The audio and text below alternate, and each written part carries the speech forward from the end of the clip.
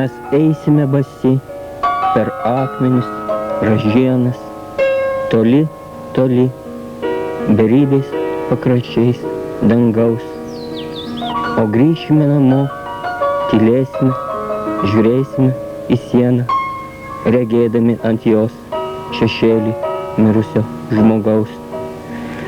Tu nebijok, jisai pareis dar vieną dieną ir į duris be garso pasibels. Priglus išblyškę lūpos prie blakstienų, lyg du nukritę lapai nuo obels. Sveiki, mėly žiūrovai, šiandieną mes svečiuojamės ant Aiseto ežero kranto pas poetą, vertėją, redaktorių Henriką Bakaną. Ir aš iš karto paklausiu, Henrikai, tavęs, tu gyveni vienas miške, kiauras žiemas ir vasaras. Kaip tau tas gyvenimas yra? Tai kad šitas visiems kažkaip labai įdomu, bet man atrodo, kad tu puikiausiai galėtum irgi taip gyventi, jeigu pabandytum. Vienasgi negyvenu kiauras vasaras. Vasarą kaip tik būna be galo daug žmonių, nuo kurių net taip, ir pavargsti, ir viską, bet čia kažkaip sulaukia rudens. Žiemą gali susikaupti, taip padirbėti ką nors, toks, žinai, toksai, murdymasis iš karšto į šaltą, toksai. Bet šiaip tai nieko patsgi, žinai. Bet tokio vienišiaus atsiskyrėlio gyvenimas, ar tau jis yra toks svarbus ir malonus, ar tai yra tam tikras ir sunkumas? Kad aš kažkaip nejaučiu, kad tai būtų koks atsiskyrėlio. Jeigu ten savaitę arba dvi vienas pabūnė, tai yra paprasčiausia malonumas, o šiaipgi vis tiek draugai lanko viskas ir žiemą, taigi nebūni ištisai vienas. Šiaip nežinau. Žiemą, žinoma, žiemą sunku išbūti taip jau, bet kad jau taip negalėtum, tai ir nebūtum, ar ne? O tu pradėjai rašyti eilėraščius ir spausdintis, ganėtinai anksti buvai, sakysime, ten ir moksleivių kažkoks laureatas ir panašiai spausdindavaisi šitą, o paskui kažko tai nutilai. Kodėl tas įvyko? Žinai, kai atėjau į leidyklą dirbti, mano pasikeitė kažkaip požiūris į literatūrą, kūrybą, rašymą ir viską, tai dabar paskutiniu metu tik tai kažkaip kitaip vėl pradėjau suvokti, o kai ten dirbėjau su tais tekstais, redaguoja viską, tai paties tas rašymas tarsi praranda tokią, ir vertę, atrodo, kad niekam tas lyg ir nereikalinga. Gal nebuvo tokio poreikio paprasčiausiai, žinai, gal nebuvo užprogramuota ir tiek.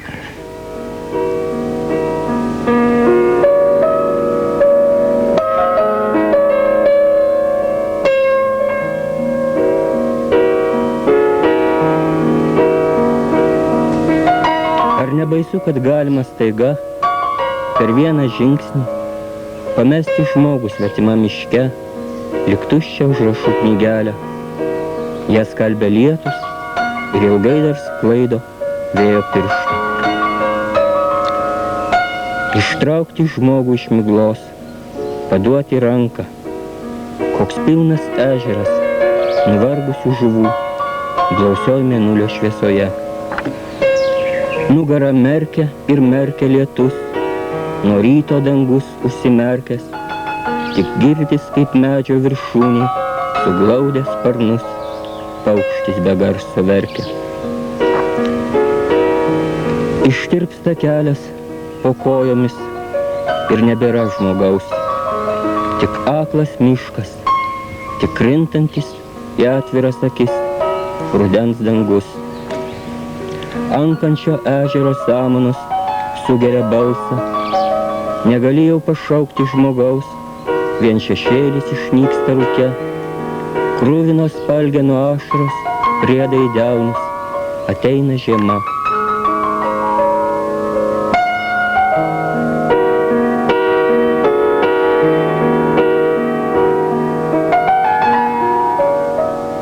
Tu pasakei, kad tai eilėraščiai tavo minoriški, ar tau neatrodo, kad tas ir gyvenimas toksai nėra labai mažoriškas, kad ar kitokie eilėraščiai ir gali būti? Taip, žinai, ir gerą poeziją, su kuria susidurdavai, tai vis dėlto kalba eina beveik visur apie vieną ir tą patį. Žmogus gyvena ant ribos. Ir kaip žmogus ant jos balansuoja, tai gal čia ir yra kažkokia tai vat, tas dvasios pilnumas ar kas iš to susideda, aš nesuprantu. Bet faktiškai tai nelabai suvokiu tos vat, pilietinės poezijos. Aš suprantu, kad jos yra geros, bet aš negalėčiau rašyti. Netgi ir apie tokius vat, skaudžius dalykus, kurie, sakysim, čia Lietuvoje buvo. Kažkaip vis tiek tai turi taip jau pereiti per žmogų ir pasidaryti tokią savastim, kad tai būtų grinai jau tavo paties dalykas, o ne visadagi taip yra. Žodžiu, tokios konjunktūrinės, pilietinės poezijos nelabai gali priimti. Priimti aš ją galiu, bet aš pats jos tokios parašyti, tai tiesiog nesugebu ir, negalėčiau turbūt. Negalėčiau. Galėčiau parašyti tokius, vat, visai, tokius bedvasius, kokius eilėraščius, tokius sueiliuotis čia. Man atrodo, nesudėtinga yra ir svarbiausia, kad jų daug tokių ir atrandi. Paprasčiausia tokių, bet tokių, kur būtų ir konjunktūra, ir poezija, taip jau, tai nelabai. Retai pasitaiko. O apskritai, iš ko tavo išmanymų poezija gimsta? Aš čia nuolatos cituoju mano mėgstamas pasakymas, kad poezijos temos yra 3, tai yra meilė, vynas ir mirtis. Ar tu galėtum pasakyti, kad ir kitų tikros poezijos temų gali būti? Žinai, ko gero, pasakysiu, kad gal ir negali būti. Man irgi taip atrodo. Tai va, aš dabar galiu kaip tik paskaityti tokį eilėraštį. Eilėraščio neparašysi, nei žiūrėdamas į vandenį, nei į vakaro saulę. Tik būdamas per žingsnį nuo mirties, kurios ilgies su baime. Eilėraštis yra bedugnės pakraštys, kur nuolat klaidžioja trapus žmogaus gyvenimas.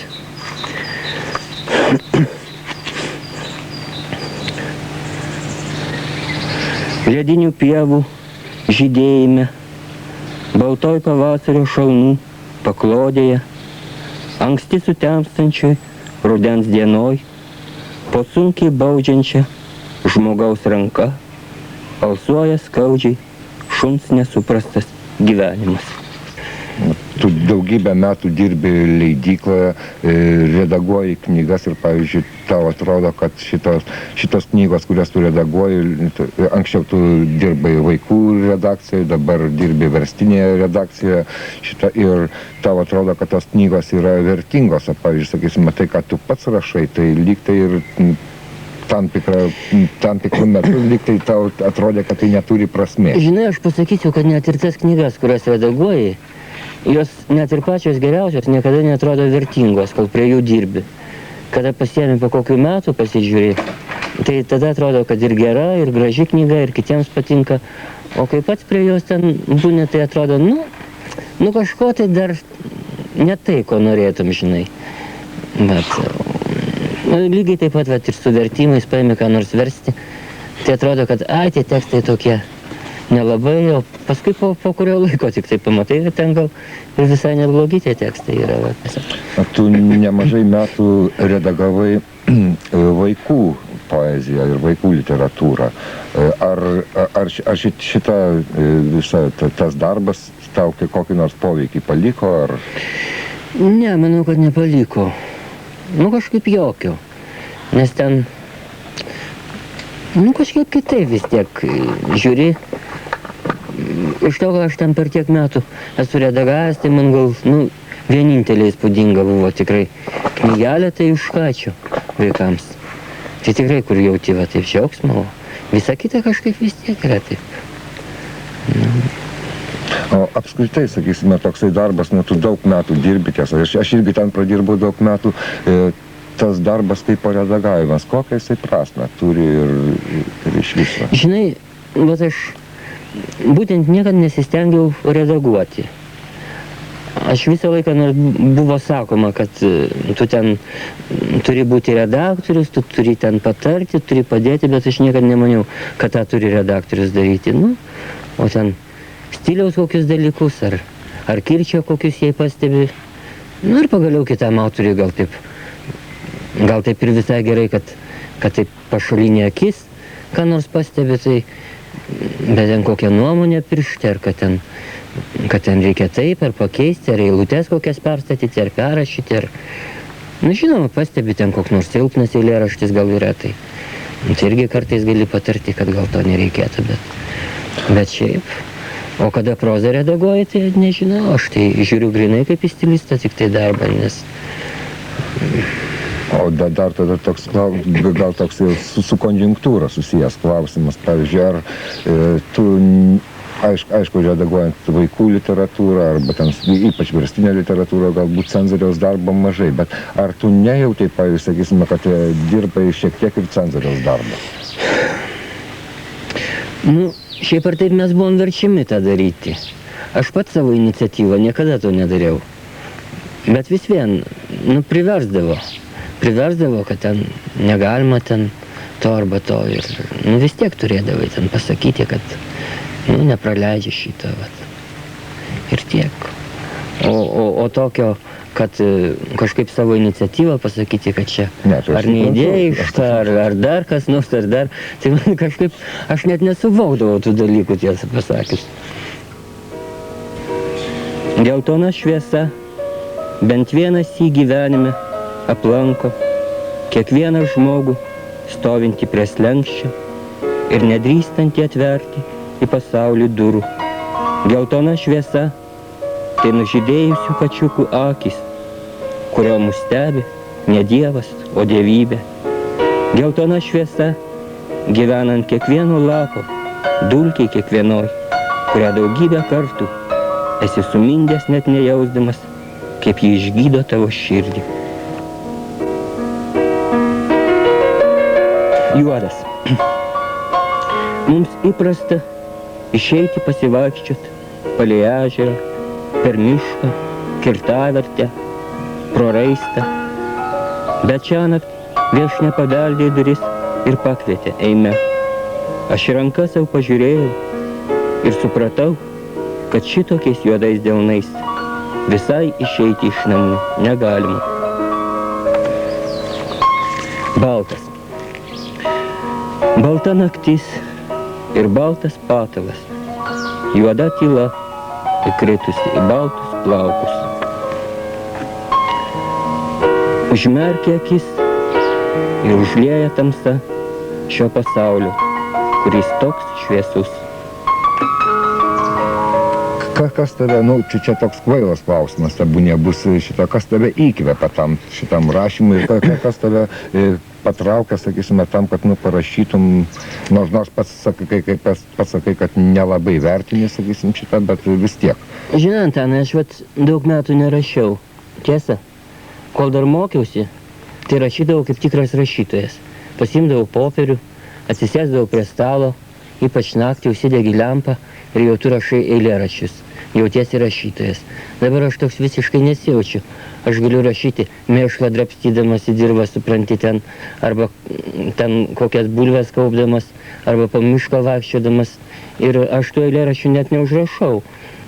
Paprasčiausiai kažkur taip persekioja kokią savaitę, kitą, žinai, sukasi galvoj. Kas gal tokie geresni, paskui kažkaip ir neužsimiršta, o daugybė dalykų net ir užsimiršta. Aš buvau, net ir to visko nebuvau užsirašęs, kol tu čia nepaskambinai, nes pagalvojau, kad, jeigu reiks paskaityti, galiu pamiršti ten, bet šiaip tai užtenka pavadinimo, aš juos visus atsimenu, žinai.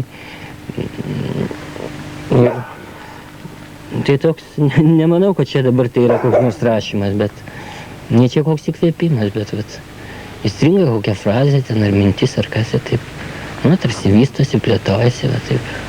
Tarsi gyveni kurį laiką. O gal ir iš to, kad taip, per žiemą vienas pabūni labai daug, kažkaip atsiranda toks poreikis, tarsi pasišnekėti. Tai tokie ir atsiranda ir tie eilėraščiai. Anksčiau rašydavau ilgus tokius labai, kai sėdėdavau prie stalo. Bet dabar pat pastebėjau, kad pavyzdžiui, ilgo eilėraščio aš niekur aptikęs kur nors, aš neturiu kantrybės jų perskaityti, o jeigu, ar tau taip nėra? O jeigu kur nors pamatai tokį trumputį, tai būtinai perskaitysi. Ten 4-5 eilutės ir perskaitysi ir atsiminsi, ypač jeigu geros yra. Tai, vat, kažkaip.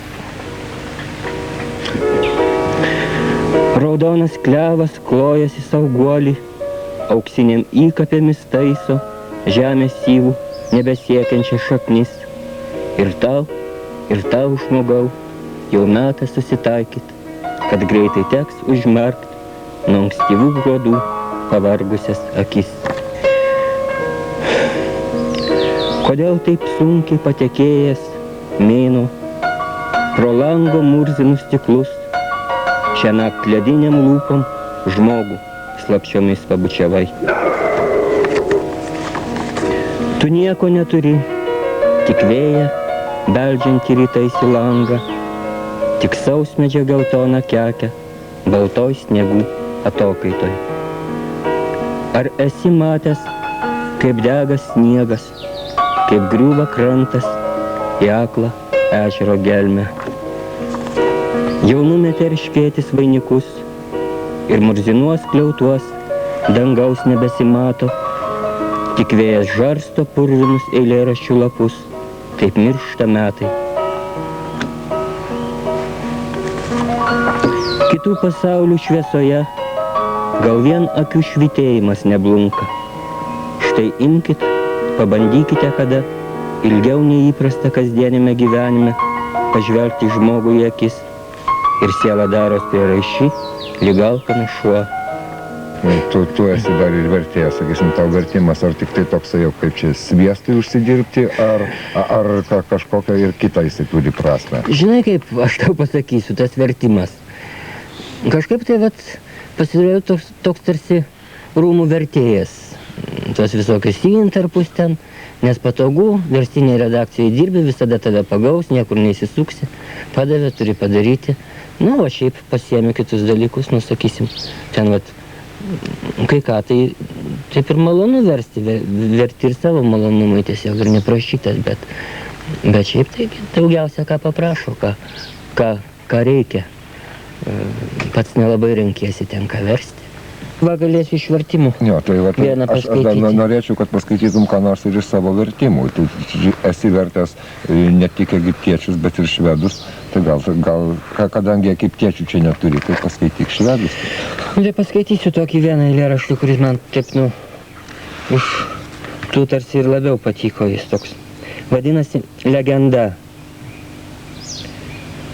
Čia Larso Gustafsono.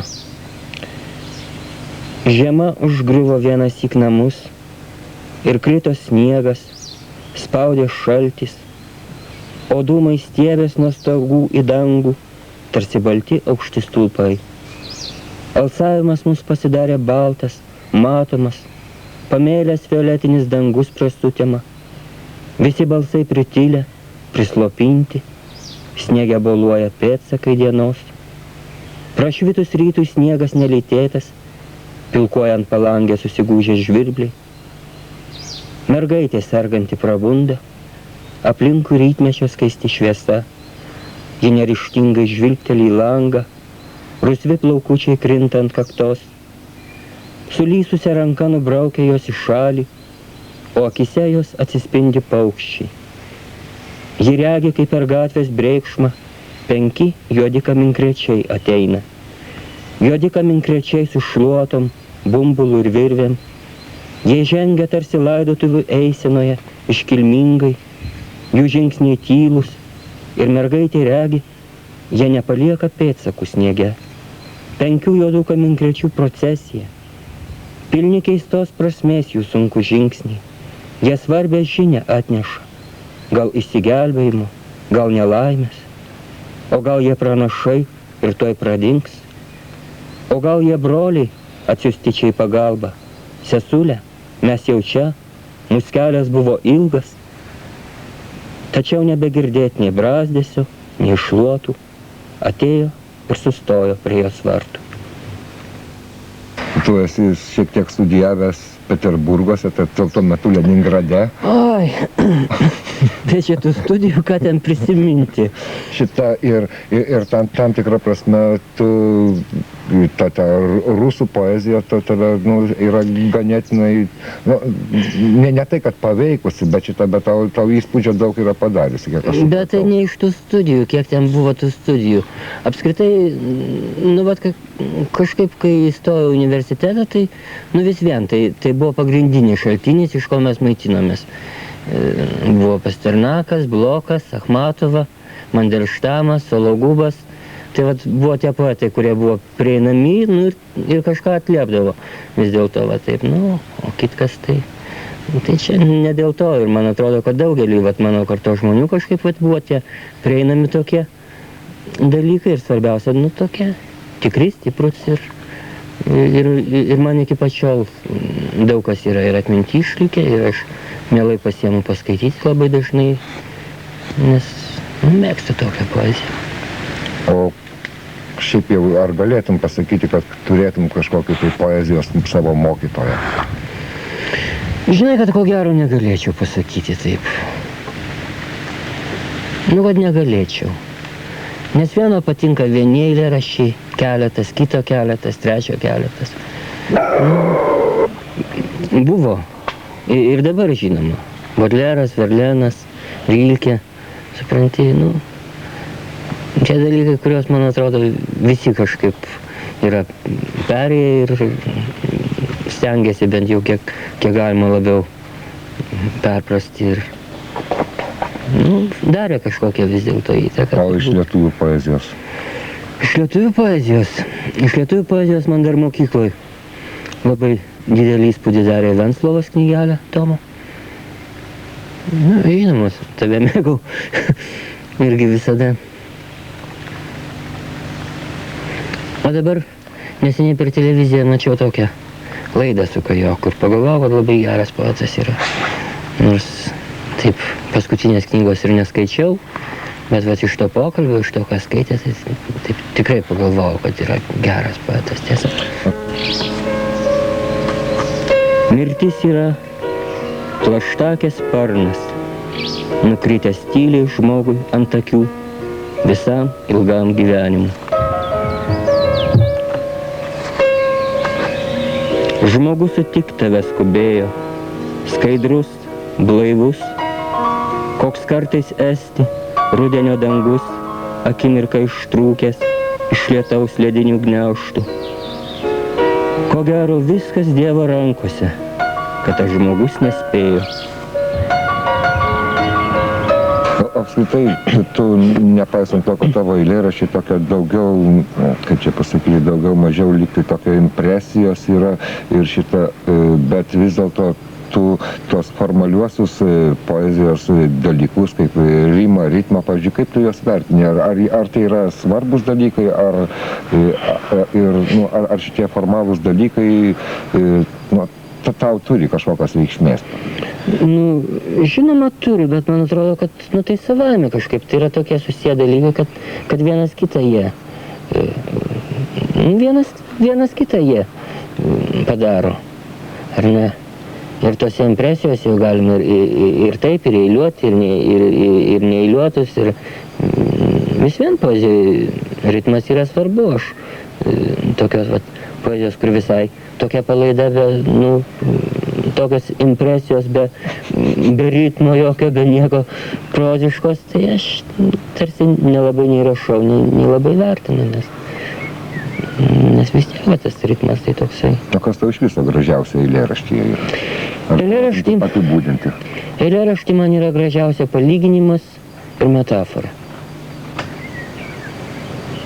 Man atrodo, kad be šitų dalykų poezijos negali būti iš viso. Tau taip neatrodo? Sutinku. Ir aš anksčiau kažkaip tai, palyginimo taip nesupratau, o dabar pamačiau, kad jis yra dažnai už metaforą dar pilnesnis. Nes netikėtas palyginimas, tai, man atrodo, yra poezijos esmė. Poezijos patrauklumas, estetinė prasme tokia, grožio poezijos prasme. Kada taip skaitai ir aptinki netikėtą tokį palyginimą, tai, taip vis tiek krūpteli nuo tokių dalykų paprastai.